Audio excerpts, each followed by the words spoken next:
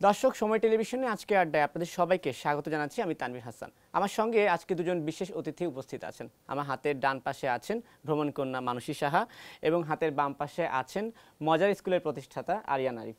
তাদের দুজনের সঙ্গে অনেক আড্ডা দেব এবং একটা বিশেষ জিনিস আপনাদেরকে জানিয়ে রাখি। তারা দুজনে কিন্তু 2018 সাল এবং 2022 সালে জয় বাংলা ইয়ুথ অ্যাওয়ার্ড জয়ী হয়েছেন। তাদের সঙ্গে কথা বলে অনেক কিছু আমাদের জানার আছে, আপনারা আমাদের সঙ্গী থাকুন। প্রথমে একটু আপনার কাছে জানতে চাই, আপনি তো ভ্রমণ কন্যা মানসী হিসেবে পরিচিত। এই ভ্রমণ কন্যা মানুষ হিসাবে কিভাবে পরিচিতিটা হলো এবং অ্যাওয়ার্ডটা যে পেলেন কিভাবে পেলেন, সেই গল্পটা আমি একটু সংক্ষেপে জানতে চাচ্ছিলাম। গল্পটা আমাদের জন্য বলার খুব আনন্দদায়ক। আমরা যখন আমি এবং আমার ফ্রেন্ড ডক্টর সাকিয়া হক, আমরা দুজনে মিলে এই সংগঠনটা শুরু করি। ভ্রমণকন্যা আসলে আমাদের সংগঠনটার নাম, পুরো নাম ভ্রমণকন্যা ট্রাভেলার্স অফ বাংলাদেশ।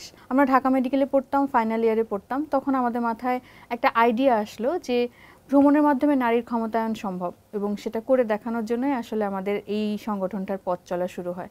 10 জন 100 জন করে চলতে চলতে এখন সংগঠনটার সাথে ভার্চুয়ালি এবং ফিজিক্যালি অলমোস্ট 72,000 কন্যা যুক্ত আছে। তো আমরা যখন 2016 সালে প্রতিষ্ঠা করেছিলাম, 17 সালে আমাদের মাথায় আরেকটা আইডিয়া আসে যে যদি ভ্রমণই করতে হয়, ভ্রমণের সাথে সোশ্যাল কিছু কজ আমরা যুক্ত করতে পারি কিনা।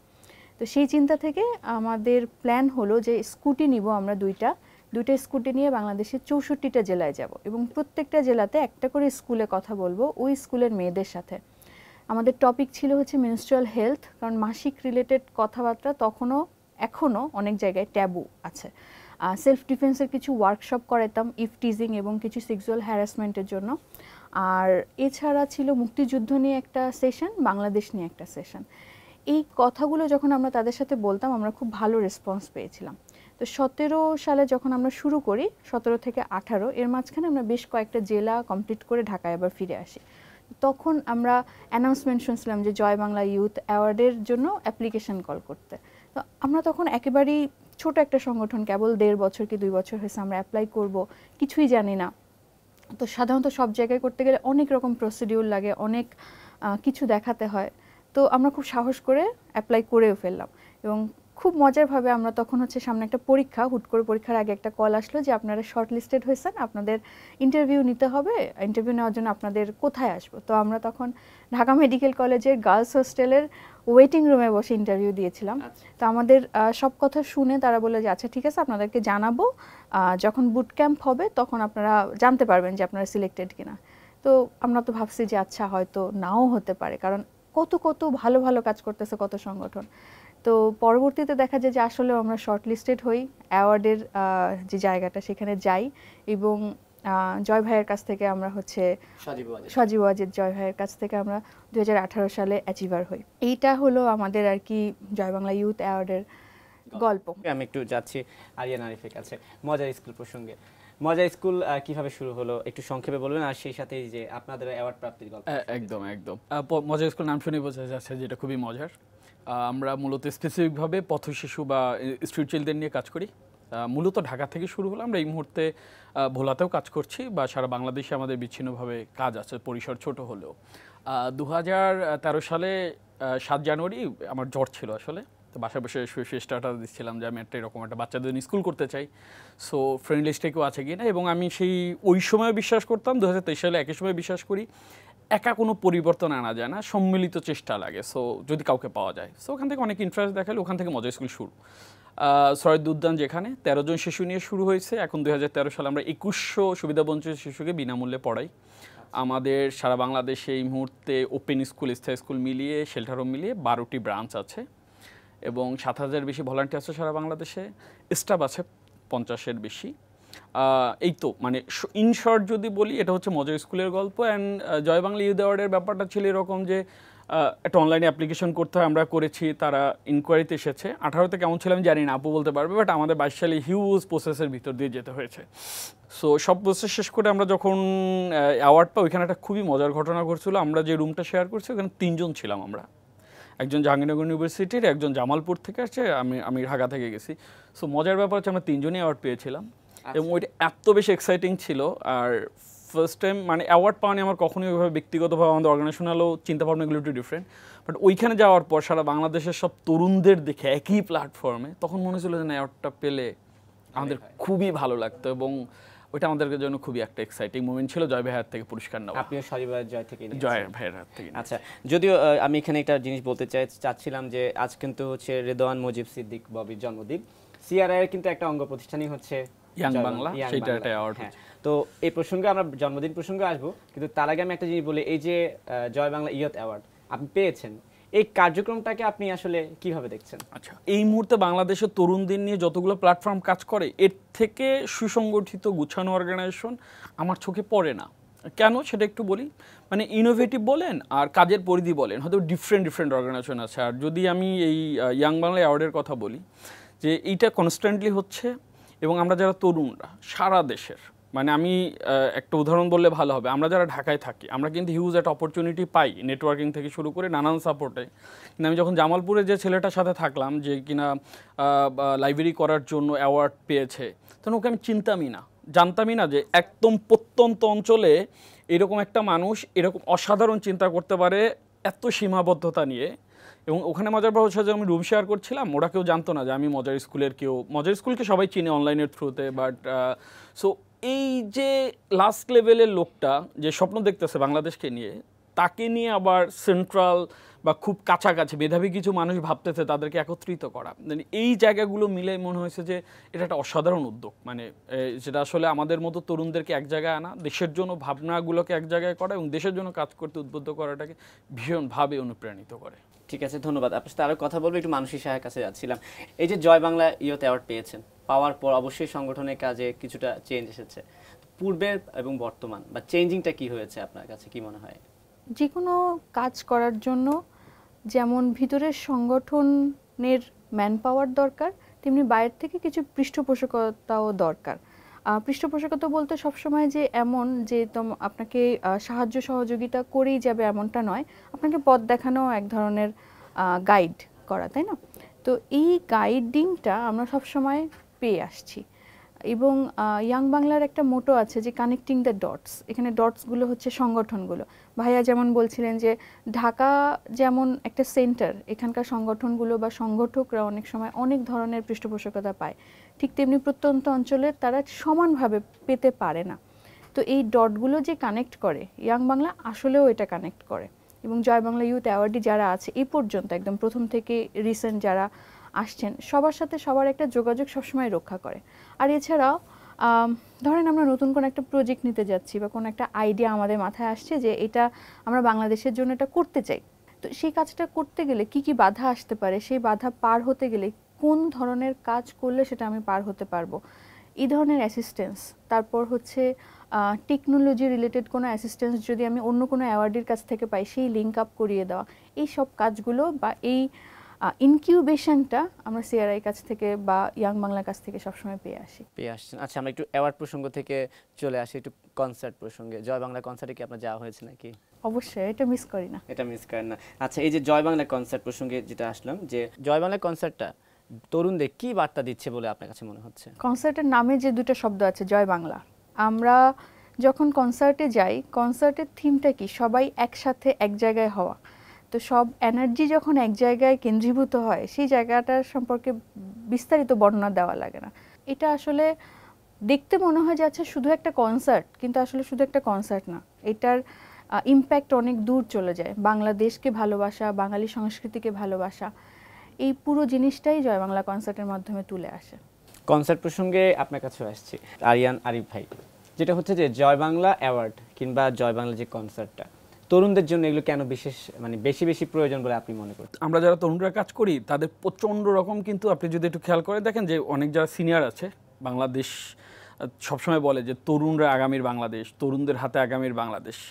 এই যে কথাটা বলা, এটার মর্মার্থ যদি আমি আমার দিক থেকে বলি আরও ভিতরে, যে তরুণরা যখন একদম আমাদের বয়স বা আমাদের যদি আমি আরও 5 বছর পিছনে যাই, তারা কিন্তু দেশকে এমন, মানে তারা যেভাবে দেশকে দেখতে চায় সেভাবে তারা ইনিশিয়েটিভ নেয়, উদ্যোগ নেয়, কিন্তু বাধাগুলো সম্পর্কে জানে না যে পরের ধাপটা কি, পুরো প্রসিডিউরটা কীভাবে যেতে হয়।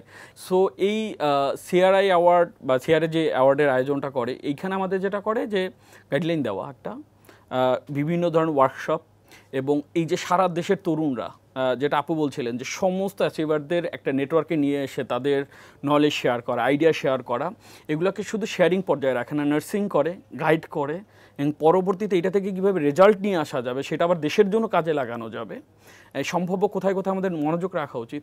এই যে আমরা একটা খুব এক্সপিরিয়েন্স রিসার্চ টিমের কাছ থেকে গাইডলাইন পাই, নির্দেশনা পাই, এটা কিন্তু আমাদের সামনে কি হবে, যে আমরা তরুণরা যেটা জানি না, যেটা নিয়ে আমরা উদ্বিগ্ন থাকি, সে ব্যাপারে অনেক আগে থেকেই যখন গাইডলাইনটা পেয়ে যায়, তখন আমাদের কাজটা বা আমাদের চলাপথটা অনেক বেশি স্মুথ হয়ে যায়। আচ্ছা, এই যে আপনি তো অ্যাওয়ার্ড পেয়ে গেছেন, আমি যদি একটা প্রশ্ন করতে চাই যে যারা এখন অ্যাওয়ার্ড পায়নি, হয়তো ভবিষ্যতে অনেকেই পাবে, তাদের মধ্যে কি কোনো প্রভাব দেখতে পাচ্ছেন যে পাওয়ার জন্য? হোয়াই নট, মানে আমি যখন কোথাও বলি, আমি বলি যে বাংলাদেশের সব থেকে প্রেস্টিজিয়াস অ্যাওয়ার্ড হচ্ছে এটা তরুণদের জন্য। আমরা যারা ইয়াং, আমরা যারা চাই, আমরা বিশ্বাস করি যে আমাদের হাত ধরেই দেশের পরিবর্তন আসতে পারে।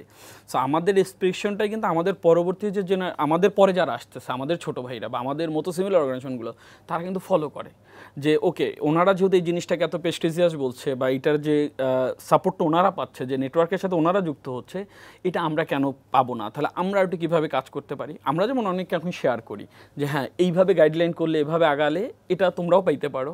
সো সেটা অবশ্যই আগামীতে যারা আসবে তাদেরকে অবশ্যই উদ্বুদ্ধ করে, ভীষণভাবে উদ্বুদ্ধ করে। ঠিক আছে, মানসী সাহের কাছে আবার চলে যাচ্ছি যে জয় বাংলার যে ইয়াং বাংলার, মানসী সাহের কাছে বলছিলাম যে ইয়াং বাংলার যে স্লোগানটা কানেক্টিং দ্য ডটস, আপনিই বলছিলেন যে, তা আপনার কাছে কি মনে হচ্ছে যে ইয়াং বাংলার মাধ্যমে আসলে কানেক্টিং দ্য ডটস হচ্ছে? 100%।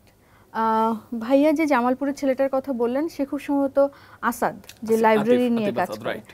এরপরে লালমনিরহাটে একটা আপুর সাথে আমাদের পরিচয় হয়েছিল, যিনি তাইকোয়ান্দো শেখান মেয়েদেরকে।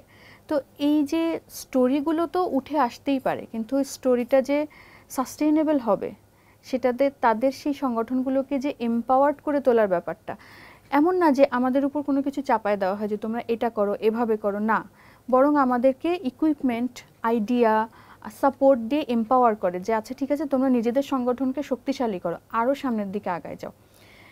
এবং যদি একটা সংগঠনের কোনো প্রয়োজন হয়, যেমন আমি যদি মজার স্কুলের সাথে কোলাবোরেট করি যে ভাইয়া আপনাদের স্কুলে আমি একটা প্রোগ্রাম করতে চাই ভ্রমণকন্যা থেকে, এই কানেকশানটা আমাকে সিআরআই করে দিতে পারছে, এই প্ল্যাটফর্মটা তারা ক্রিয়েট করতে পারছে। তো পুরো বাংলাদেশে যদি অজস্র ডট চিন্তা করেন সংগঠনকে, সেগুলো কিন্তু আসলেও কানেক্ট করছে, একটা প্ল্যাটফর্মের আন্ডারে নিয়ে আসছে, যেখানে আসলে আমরা সবার সাথে আইডিয়া শেয়ার করতে পারবো, কথা বলতে পারবো, এবং প্রয়োজনে সাহায্যও নিতে পারবো। তো কেন নয়, আসলে যে মোটোটা, সেই মোটোটা এইভাবেই আসছে। এই যে জয় বাংলা ইয়থ অ্যাওয়ার্ড কিংবা জয় বাংলা কনসার্ট, ইয়াং বাংলা প্রসঙ্গগুলো আসলে কিন্তু সিআরআই প্রসঙ্গ আসছে। আর সিআরআই প্রসঙ্গে আসলে কিন্তু যার কথাটা চলে আসে, তিনি হচ্ছেন রাদওয়ান মুজিব সিদ্দিক, আজ তার জন্মদিন। তো এই যে এত 1975 সালে তাদের পরিবারকে হত্যা করা হয়েছে, এমন একটা ঘটনার পরেও তারা দেশকে এগিয়ে নিয়ে যাচ্ছে, বিশেষ করে রাদওয়ান মুজিব সিদ্দিক সহ সজীব ওয়াজেদ জয় তরুণদের জন্য কাজ করে যাচ্ছে। এই বিষয়টিকে আসলে কিভাবে দেখছেন? ওয়েল, এখানে অন্যভাবে দেখার আসলে কোনো সুযোগ নেই। আমি আমাদের মাননীয় প্রধানমন্ত্রী শেখ হাসিনা, তাকে খুবই শ্রদ্ধা করি, এবং আমার কাছে তাকে দেখলে আমার খুবই মুগ্ধতা আসে যে সে কীভাবে দেশকে আগাচ্ছে। এবং তার পরবর্তীতে রাদওয়ান মুজিব সিদ্দিক ভাই বা সজীব ওয়াজেদ জয় ভাই বিশেষ করে তরুণদের জন্য যে কাজগুলো করে যাচ্ছেন, যে তাদেরকে পুশ করে সামনে আগায় নিয়ে যাওয়া, যে আইডিয়াটা তাদের ভিতরে সিড হিসেবে তৈরি আসছে, সেখানে একটু পানি দিয়ে বড় করা, এই কাজটা যে তারা করতেছেন, তার জন্য আসলে আমরা কৃতজ্ঞ। এই নার্সিংটা আসলে হয়তো তারা না থাকলে হয়তো এটা পেতাম না স্বাভাবিকভাবে। এবং এই যে তাদের হাত থেকে একটা পুরস্কার নেওয়া বা তাদের যে তৈরিকৃত প্ল্যাটফর্ম, সেই প্ল্যাটফর্মের সাথে যুক্ত হয়, এটা আমাদের জন্য প্রেস্টিজিয়াস। এবং এই কাজগুলো অন্যদেরও উৎসাহিত করে যে আচ্ছা, আমি একটা ভালো কাজ করি, তাহলে আমিও হয়তো এই জায়গাটাতে যেতে পারবো, আমিও হয়তো আরেকটু সামনে আগাইতে পারবো, বা আমার এই স্বপ্নটাকে আরেকটু বেশি দূর নিতে পারবো। যদি একা কোথাও যেতে চাও, বা যদি খুব তাড়াতাড়ি যেতে চাও, একা যাও, আর যদি অনেক দূরে যেতে চাও, তাহলে একসাথে যাও।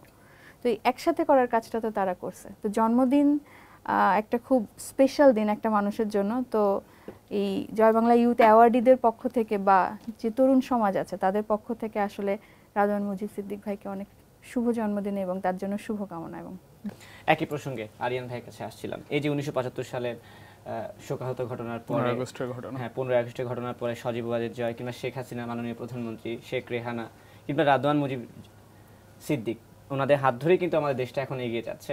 আপনি কেমন অনুপ্রেরণা পাচ্ছেন এসব? এটা তো বিশাল অনুপ্রেরণার ব্যাপার। আপনি যখন জানবেন যে আপনার চোখের সামনে পুরো একটা ফ্যামিলিকে নিঃস্ব করে দেওয়া হয়েছে, নিঃশেষ, যে কোনোভাবেই কোনো চিহ্ন রাখা হবে না, সেই রকম একটা ষড়যন্ত্রকে মোকাবেলা করে স্বাধীনতার এত বছর পরে এরকম একটা সুন্দর, এত গুছানো, এত মানে অগ্রসরমান বাংলাদেশ, সেটা সবসময় আসলে অনুপ্রাণিত হওয়ার মতো। আমি এখানে ছোট করে দুটো বিষয় বলতে চাই। আজকে ববি ভাইয়ের জন্মদিন, সো আমরা যারা অ্যাওয়ার্ডটা পেয়েছি, অ্যাওয়ার্ডে সবার পক্ষ থেকে ববি ভাইকে জন্মদিন অনেক শুভেচ্ছা।